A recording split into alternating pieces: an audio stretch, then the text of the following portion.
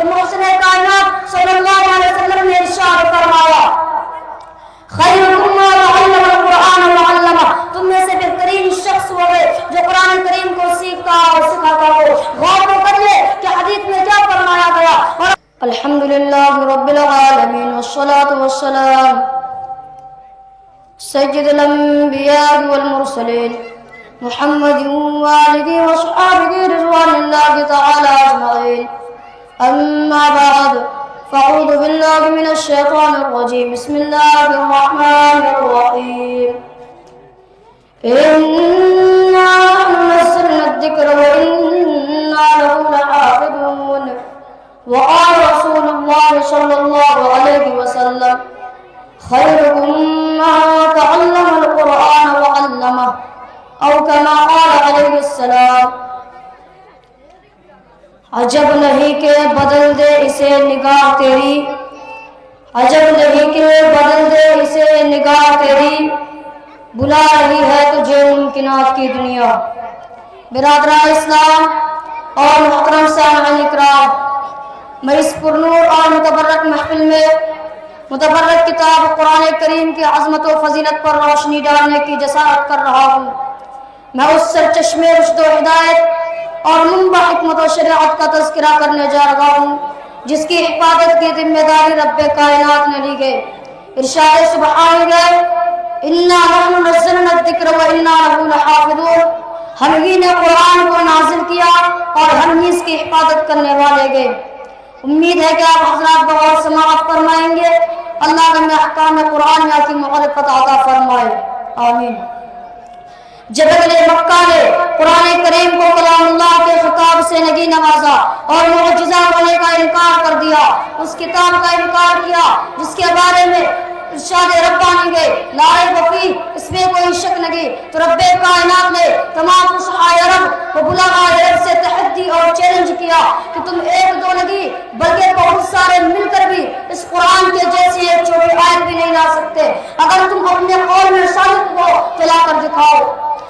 قرآن میں اس طرح نقشہ کھینچا گئے وَإِن كُنتُمْ فِي رَيْبٍ مِّمَّا نَزَّلْنَا عَلَىٰ عَبْدِنَا فَأْتُوا بِسُورَةٍ مِّن مِّثْلِهِ، اگر تم لوگ اس چیز میں شک کرتے ہو جو ہم نے اپنے بندے محمد پر نازل کیا تو تم اس کے جیسی ایک چھوٹی سی صورت پیش کر دو۔ فصحاء عرب نے لاکھ کوششیں کی مگر آخر میں جس کا اعتبار کیا جب امرؤ القیس جو عربی کا بہت بڑا شاعر تھا، جب اس نے انا اعطیناک الکوثر کی صورت باب کعبہ پر دیکھا تو پکار اٹھا کے خدا کی قسم یہ کلام کسی بشر کا کلام نہیں۔ شیخان کا اسلام آج کے میں آپ حضرات کو عظمت قرآن سناتا ہوں۔ جب کسی آدمی کے رائے یہ اندازہ لگانا چاہے کہ یہ عالم ہے یا منبر، یہ شاگرد ہے یا قائد، تو اس کے متعلقین پر نظر ڈالے، اگر وہ شخص صحیح ہے، اگر اس کے متعلقین صحیح گئے تو وہ شخص بھی صحیح، اگر اس کے متعلقین بد گئے تو وہ شخص بھی بد۔ ایسے ہی جب اگر قرآن کریم کی فضیلت پر نظر ڈالے، اگر قرآن کریم کی رفعت پر نظر ڈالے، اگر قرآن کریم کی عظمت پر نظر ڈالے، اگر قرآن کریم کی عظمت پر نظر ڈالے، اگر قرآن کریم کی رحمت پر نظر ڈالے تو اس سے پہلے ہم قرآن کریم کی متعلقین پر نظر ڈالتے گئے اور دیکھتے گئے تو سب سے پہلے تعلق نظر آتا ہے رب کائنات جو مصدر قرآن ہے، جو خالق جہان ہے، جو مالک رحمان ہے، جو صاحب ایمان پر مہربان ہے، یقین ہمارا ایمان ہے، جو اس کا منکر ہے وہ شیطان ہے۔ کلام الملوک ملوک الکلام، بادشاہوں کا کلام کلاموں کا بادشاہ ہوتا ہے، لہذا پتا چلا کہ قرآن سب سے اعلیٰ ہے، قرآن سب سے اعلیٰ ہے۔ قرآن کریم کو دوسری کتابوں پر فضیلت حاصل ہے۔ آج کے آگے چلتے گئے تو دوسرا تعلق نظر آتا ہے لوح محفوظ جو ایک تختی ہے جو عرش کے اوپر ہے، غور کریے جو عرش کے اوپر ہو، جس کی رفعت میں کسی کو کیا شک ہو سکتا ہے، جس کی فضیلت میں کسی کو کیا شک ہو سکتا ہے، جس کی عظمت میں کسی کو کیا شک ہو سکتا ہے، جس کی علویت میں کسی کو کیا شک ہو سکتا ہے۔ اعلیٰ ورفع عمل شے کے لیے اعلیٰ ورفع مقام تجویز کیا گیا وہ لوح محفوظ گئے۔ آگے چلتے گئے تو قرآن کا تیسرا تعلق نظر آتا ہے لیلۃ القدر، اس لیے کہ لوح محفوظ سے قرآن کو آسمان دنیا پر اسی رات میں لایا گیا۔ یہاں پر نہ جبرائیل واسطہ ہے، یہاں پر نہ میکائیل واسطہ ہے، یہاں پر نہ اسرائیل واسطہ ہے، یہاں پر نہ اسرافیل واسطہ ہے۔ ایسی رات کا انتخاب کیا گیا جس کے بارے میں خود قرآن کریم کہتا ہے لیلۃ القدر خیر من الف شہر، یہ رات 1000 مہینوں سے بہتر ہے۔ لہذا معلوم ہوا کہ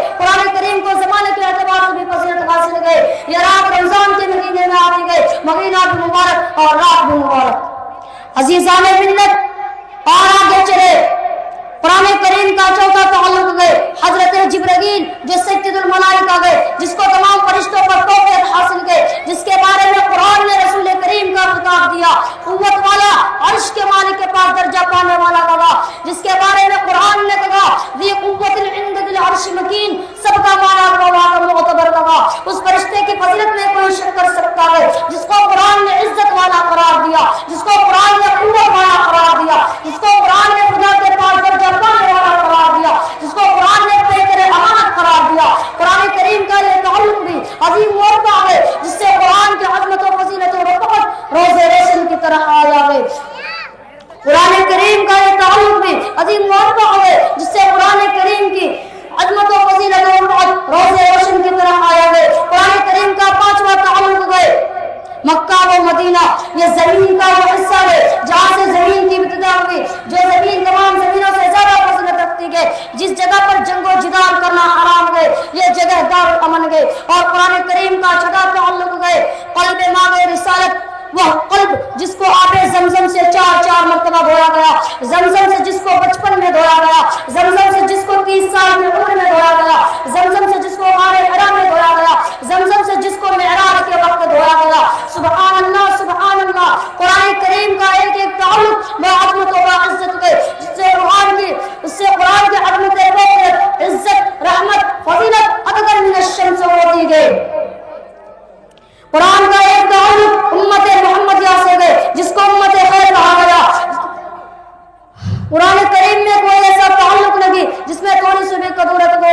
برادران عزیز، قرآن کریم ایک دستور حیات ہے، قرآن کریم ایک جامع قانون ہے، قرآن کریم تمام علوم کا گلدستہ ہے، قرآن کریم ایک ایسا مکمل نظام ہے جس میں زندگی کا ہر پہلو بیان کیا گیا۔ قرآن کریم ایک ایسا کیمیائی نسخہ ہے جس سے دنیا و آخرت کی عظمت اور شرف حاصل کی جا سکتی ہے۔ لیکن افسوس کے ساتھ کہنا پڑتا ہے کہ آج کا مسلمان قرآن کی عظمت سے نا واقف، قرآن کی برکت سے نا واقف، قرآن کی رفعت سے نا واقف، قرآن کی فضیلت سے نا واقف، قرآن کی اہمیت سے نا واقف۔ جب محسن انسانیت صلی اللہ علیہ وسلم نے قرآن کریم کو عوام الناس کے سامنے سنایا تو باطل کے سیل روا کو توحید و ایمان کی دولت بخشی، نفرت و عداوت رکھنے والے کو اخوت و شراکت کا سبق سکھلایا، اور ایک پتھر کا کلیجہ رکھنے والے عمر نے جب قرآن کو پڑھا اور سنا تو دست رسول صلی اللہ علیہ وسلم پر ایمان قبول کیا۔ عمر قاتل ہونے جا رہے تھے لیکن قائل ہو کر واپس ہوئے۔ برادران عزیز، شہداء اسلام، آج مسلمانوں کا حال بہت برا ہے۔ قرآن اسلامی تعلیمات سے لاکھوں میل دور جا رہے ہیں۔ اگر ہم قرآن کی تلاوت سے، قرآن کی تعلیمات سے دور رہے تو ہم خیر امت کہلانے کے مستحق نہ ہوں گے۔ خیر امت اور اس میں سے بھی بہتر شخص وہ ہے جو قرآن کی تعلیم کو سیکھتا اور سکھاتا ہو۔ مشکات شریف میں حدیث موجود ہے کہ حضرت عثمان رضی اللہ تعالیٰ عنہ روایت فرماتے ہیں کہ محسن کائنات صلی اللہ علیہ وسلم نے ارشاد فرمایا خیرکم من تعلم القرآن وعلمہ، تم میں سے بہترین شخص وہ ہے جو قرآن کریم کو سیکھتا اور سکھاتا ہو۔ غور تو کریے کہ حدیث میں کیا فرمایا گیا اور اپنی زندگی کو دیکھو کہ اگر ہم حدیث رسول صلی اللہ علیہ وسلم پر عمل کرنے لگے گئے، آج مسلمانوں کی اولاد کو قرآن کی تعلیم سے دور رکھا جاتا ہے، مسلمانوں کی اولاد کو اسلامی تعلیمات سے دور رکھا جاتا ہے، مسلمانوں کی اولاد کو افرنگیوں کی تعلیم دی جا رہی ہے، آج مسلمانوں کی اولاد کو قرآن سے دور اور انگریزی سے قریب کیا جا رہا ہے۔ ہم یہ نہیں کہتے کہ انگریزی اور دوسری زبانوں کی تعلیم نہ دی جائے، ضرور دے، لیکن سب سے پہلے ہم مسلمان دے قرآن حدیث کی تعلیم دے۔ برادران عزیز، اگر ہم موجودہ حالات جو جہالت و گمراہی، ذلت و زوال سے پر گئے، اس کو تبدیل کرنا چاہتے ہیں اور کامیابی و کامیابی اور سماجی و اخلاقی مسائل کو حل کرنا چاہتے ہیں تو قرآن کو رہبر بنائے، قرآن کو مطلوب بنائے، فرمان رسول کا دستور حیات بنائے، تعلیمات اسلامیہ پر عمل پیرا ہو، قوانین قرآنیہ کو اپنا ہاتھی بنائے۔ اب شعور میں ایک گلفام بدلنا ہوگا، اب شعور میں ایک گلفام بدلنا ہوگا، جس میں گردش نہ ہو وہ جام بدلنا ہوگا۔ اللہ تعالیٰ ہم سب کو آیات قرآنیہ اور تعلیمات اسلامیہ کو اپنا رہبر بنانے کی توفیق عطا فرمائے۔ آمین۔ وما علینا الا البلاغ۔